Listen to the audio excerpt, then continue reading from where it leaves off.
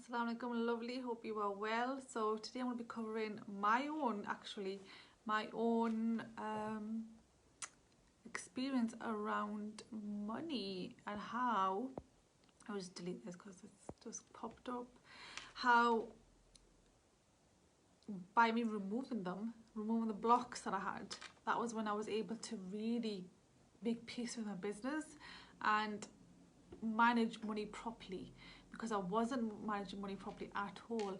And again, in business, actually in a job, it doesn't really matter, right? You get your salary, you spend what you need to spend on your household bills or whatever, and then you save some aside perhaps.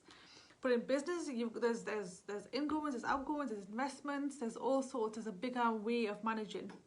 And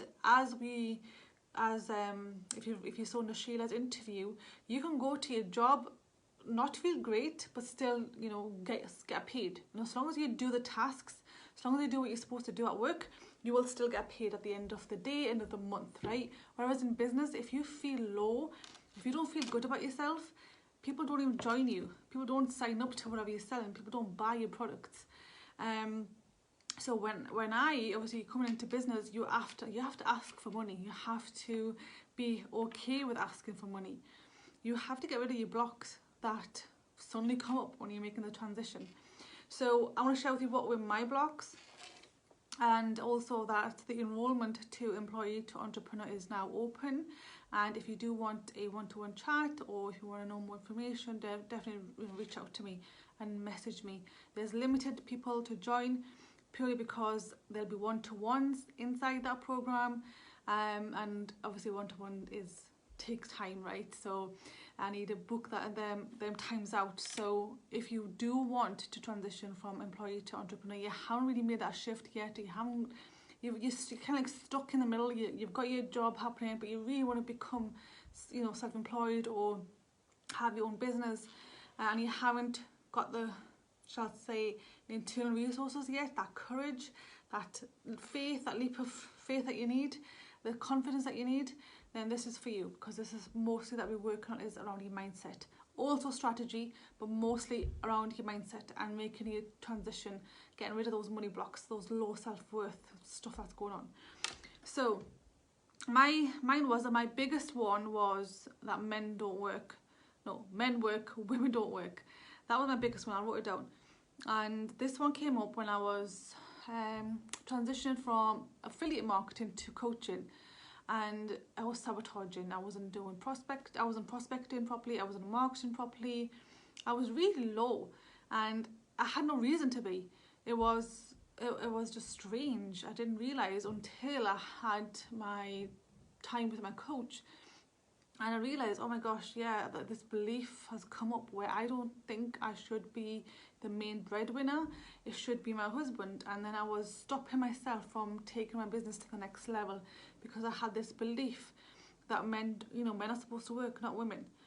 Although I never, we've both worked since we've been married. But just in business, that showed up, and I was sabotaging, and it went on for a good few months before I dealt with it. So a lot of time wasted on this limiting belief that could have been gone, within a few moments with a coach. So men work, women don't work. That was my belief, and sabotaged a lot of my success. I wasted a lot of time, wasting time.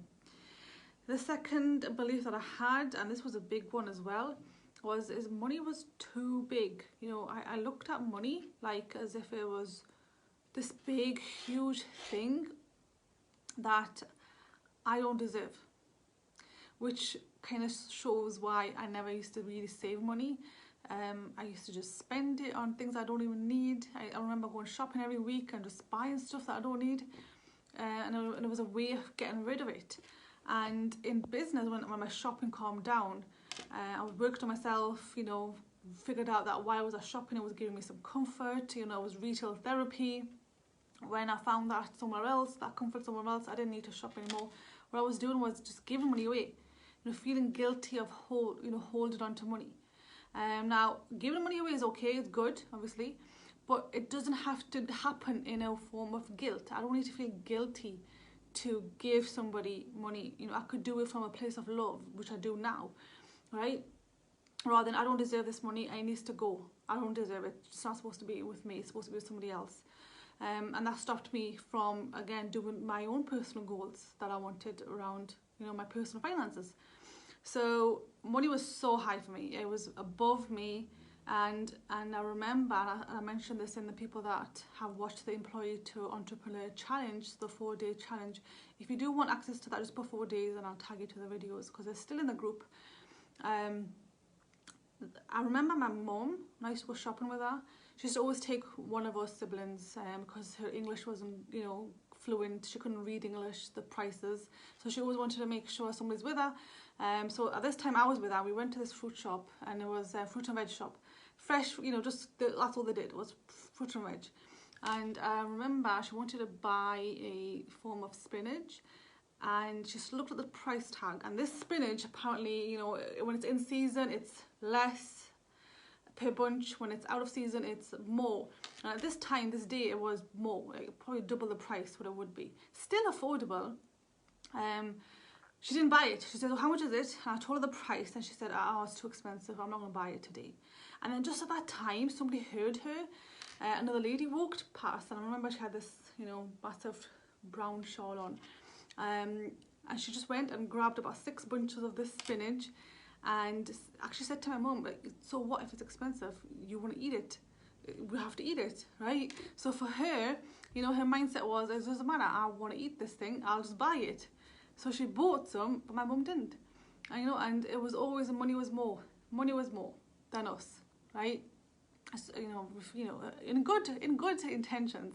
But she now used to let herself enjoy nutritious foods because if it was too expensive, she wouldn't buy it. She would wait till it goes, you know, lower price, that price range, the lowest range, that's when she would buy it. And even when I used to buy her gifts, she would say, oh, that was too expensive, why did you spend that much money on me? And I used to love spending money on her.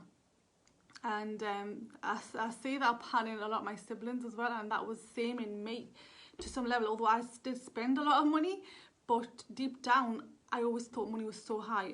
People like me don't be rich. People like me are not rich. And that was my thing, that because we were, you know, in the neighborhood, we were, there was a lot of racism that was going on. So we did have a lot of struggles in our, growing up in our community. You know, we were the only brown family in the street for a while, for years. So we were targeted a lot with racism, and we were like, it was like a lot of inferiority, which just went into everything. I don't deserve money, and so then it shouldn't be with me. And then when you come into business, you've got to have good relationship with money. Like I said, you've got to work with money, and if there's chaos, money goes, clients go, you don't get customers, because you think it's so high that it's unreachable. So those were mine, that I've mentioned. Those were my limiting beliefs. And I spoke to someone recently. We had a 1-hour call. It was probably less than 1 hour. And within minutes, I was able to release one of her limiting beliefs, which I will be sharing a testimonial of. You know, her thoughts around money was, if I get money, something bad will happen. And that is a pattern that she used to see with her parents. You know, there was a lot of problems, arguments around money, and bad things used to happen. So she was literally stopping herself from making more money, and she had a skill to evolve with, to grow with, and she just kept on getting stuck at like £100 a month, so to speak, and then she wouldn't go more than that. And I said, well, what's your story, what's going on, what does money mean to you? And she told me, and we released it in a few minutes. And now I can see her marketing's increased. She's able to have good feelings about money, and it's at a level where it's pretty much positive, neutral, and it's obviously it's early days. She's only had it a few days ago, the integration, but the change has already started. The change has already started, and she'll attract more customers. She'll make more sales because she feels worthy of it, and she'll be able to keep the money, right? Because this is it, we live in a world that we need money in, so we have to have a good relationship with it. It's a blessing from Allah subhanahu wa ta'ala. We need it in this world. You know, you can do so much with money. If you've got a mortgage, pay off your mortgage quicker. If you want to help people, like charity, help your family, you're going to do that. You're going to be able to do more with it. So we must have a good relationship with money. And it's not above you and it's not below you either. It's just something that is a tool. And we've got to get to a point where we truly believe that. Not trying to believe that, but truly believing that at the unconscious level. So that is something all of the employee to entrepreneur clients will be doing. I was going to say candidates there, but no, it's not candidates.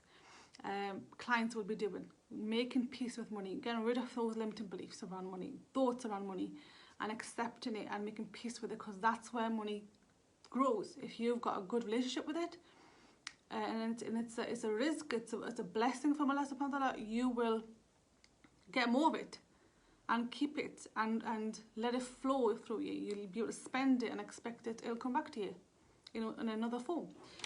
So if there's any questions, again, if you do want to access the 4-day challenge, just put 4 days in the comments or reach out to me. Enrollments for the program are started from today, and you'll see more of that happening, and we start the course end of May. I'll catch you in the next video. Assalamu alaikum.